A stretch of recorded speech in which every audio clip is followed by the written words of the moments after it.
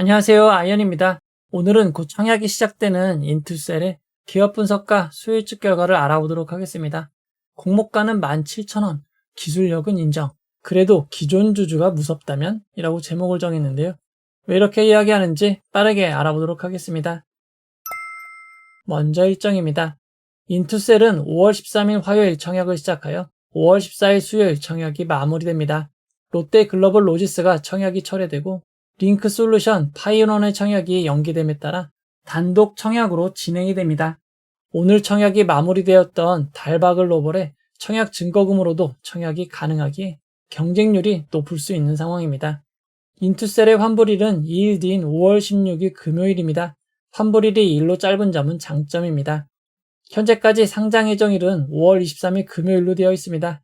예정대로 상장한다면 달바글로벌 상장일 다음날 단독 상장으로 진행되게 됩니다. 이어서 회사에 대해서 알아보도록 하겠습니다. 인투셀은 항체, 약물 적합체, ADC를 연구 개발하는 기업입니다. ADC는 표적 항암제의 한 종류입니다. ADC는 정상세포에 대한 독성을 줄이고 표적하는 암세포에만 정확하게 약물이 전달될 수 있도록 하는 신약 기술입니다. ADC에 대해서 조금 자세하게 알아보면 혈액 내에서는 안정적인 상태로 있지만 암세포 표면에 있는 항원을 찾아가는 항체, 안티바디를 통해 암세포와 연결이 되면 강력한 세포독성 약물로 암세포를 공격하는 방식입니다. 항체와 약물을 연결하는 링커는 암세포와 만날 때만 끊어져서 약물을 방출하게 하는 역할을 합니다.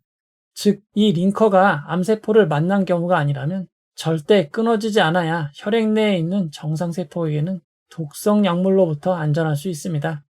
2022년 네이처에 실린 리뷰 논문에서는 ADC를 생물학적 미사일로 비유하고 있습니다.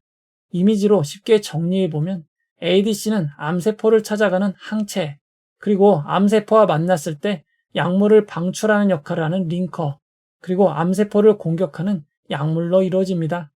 참고로 인투셀의 OHPAS 링커는 혈액 내에서 매우 안정적인 링커 기술로 높은 안정성을 데이터를 통해 검증했다고 주장하고 있습니다. 인투셀은 해당 기술을 자체적으로 상품화하기보다는 임상 초기에 다른 회사로 기술 이전을 통해 수익을 올리는 전략을 가지고 있습니다. 그 결과 아직 임상이 본격적으로 진행되지 않았음에도 2023년부터 이전 수익이 발생하고 있습니다. 2023년부터 매출이 발생하고 있지만 아직 연구개발 비용이 더 많이 사용되기에 대규모 적자가 이어지고 있는 상황입니다.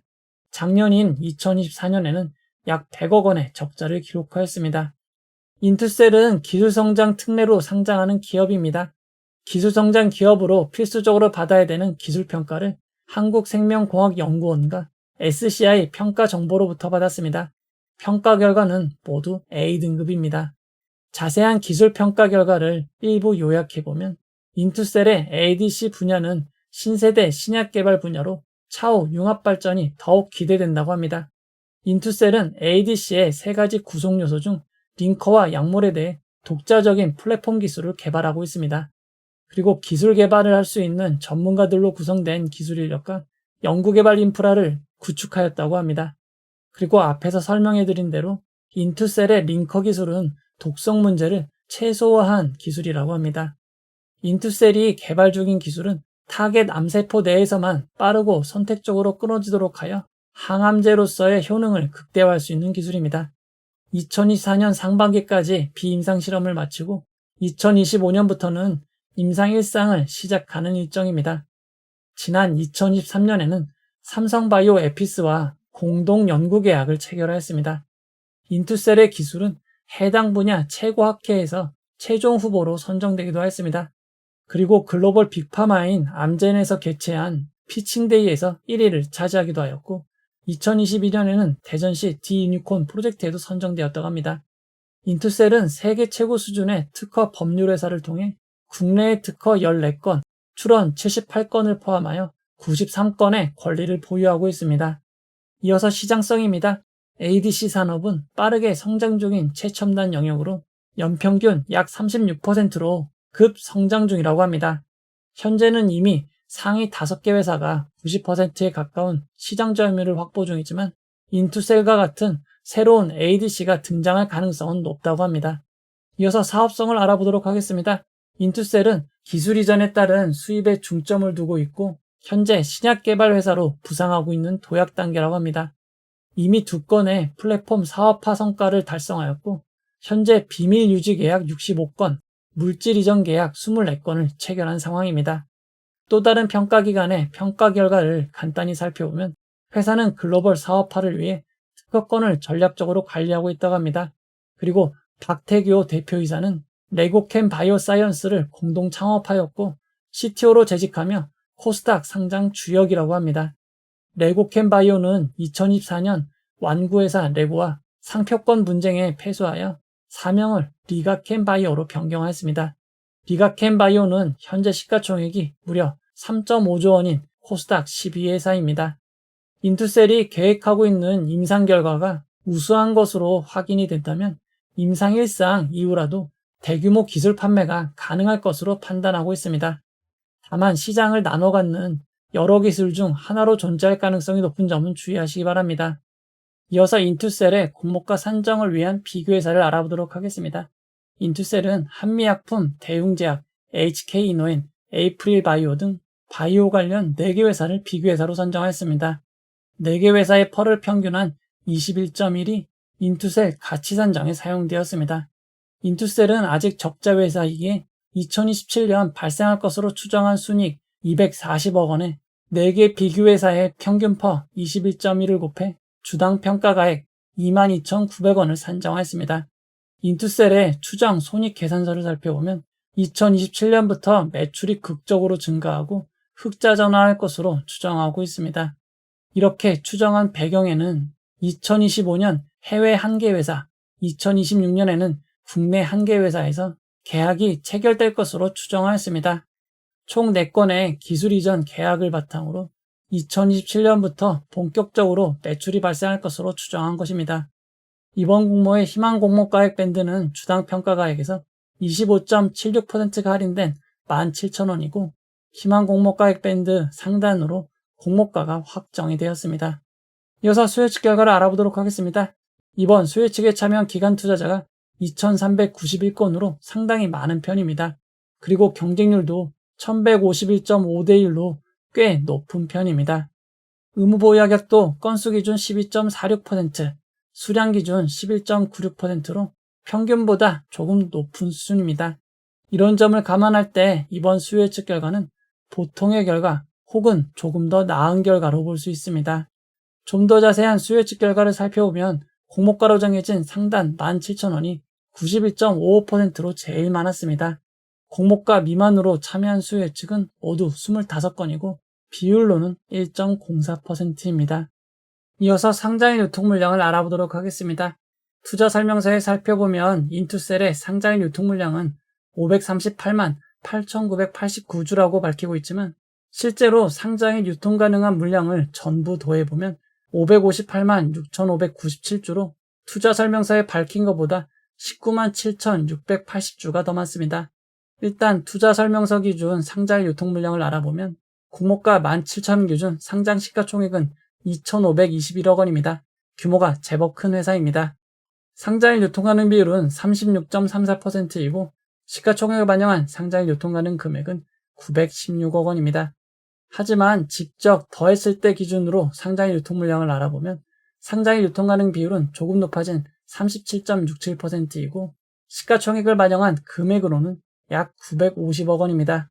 약 34억 원의 차이가 있는 점 주의하시기 바랍니다. 상장일 매각 가능한 기존 주주 비율을 알아보면 75.84%로 매우 많습니다. 규모가 크기에 금액으로도 약 720억 원 수준입니다. 상장일 매각 가능한 기존 주주를 살펴보면 거의 대부분인 94.1%가 투자조합과 같은 벤처금융 기관 투자자입니다. 일반 법인이 1.4%, 사모투자신탁이 0.8%, 기타 개인은 3.8%밖에 되지 않습니다. 상장일 매각 가능한 기존 주주가 거의 대부분 기관 투자자인 점 주의하시기 바랍니다. 기존 주주의 취득 단가를 추정해 보도록 하겠습니다. 2018년 지분을 취득한 기존 주주의 취득 단가는 6,958원, 2019년은 9,913원, 2020년은 12,535원입니다. 작년인 2024년 지분을 취득한 투자자의 단가만 17,000원으로 공모가랑 같습니다. 작년에 지분을 취득한 일부 주주를 제외하면 대부분의 기존 주주가 공모가보다 단가가 낮은 점 주의하셔야겠습니다. 이어서 비상장 거래 가격을 알아보도록 하겠습니다. 현재 비상장 거래 가격은 공모가보다 9,800원이 높은 26,800원입니다. 하지만 거래 내역은 하루에 한 주도 거래되지 않는 날이 있을 정도로 거래가 많지 않기에 비상장 거래 가격을 그대로 신뢰하기는 어렵습니다. 인투셀은 상장 후 1개월 이후 추가로 29.19%의 기존 주주 매각이 가능해지면서 상장일 유통 물량이 크게 증가하는 점 주의하시기 바랍니다. 인투셀의 상장일 유통 물량을 이전 상장 종목들과 비교해보면 성우, 클로버보다 조금 더 많고 그리드위즈, 넥스트 바이오 메디컬보단 조금 적은 수준입니다. 직접 더했을 때 기준으로는 950억 원으로 좀 더 커집니다.